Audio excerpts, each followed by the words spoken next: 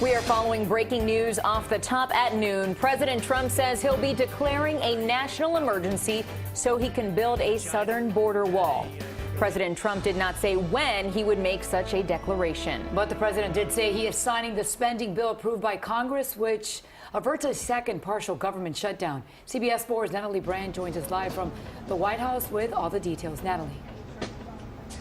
And Maribel, Lauren, the president has been talking about this emergency declaration for weeks. Well, a short time ago, he made it official, announcing plans to bypass Congress in order to access billions more dollars for a border barrier. President Trump is declaring a national emergency in order to get the money he says is needed to build a border wall. I want to do it faster.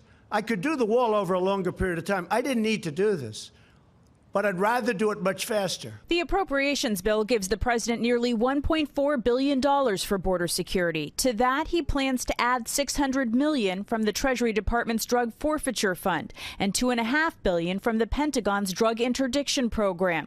The emergency declaration frees up another $3.5 billion from the Department of Defense's military construction budget. We have a chance of getting close to $8 billion.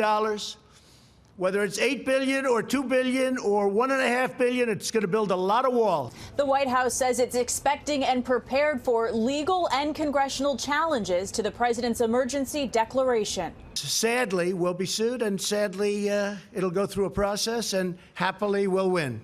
House Speaker Nancy Pelosi says she will consider a number of options to combat the emergency declaration. We will not have an end run around the Congress of the United States. The House Speaker is reportedly considering a joint resolution disapproving of the declaration, which could force Republicans to go on the record with whether or not they support the president. I do not see the grounds for declaring a national emergency. I think that's dubious from a constitutional perspective. If Congress did pass a resolution, President Trump can still veto it.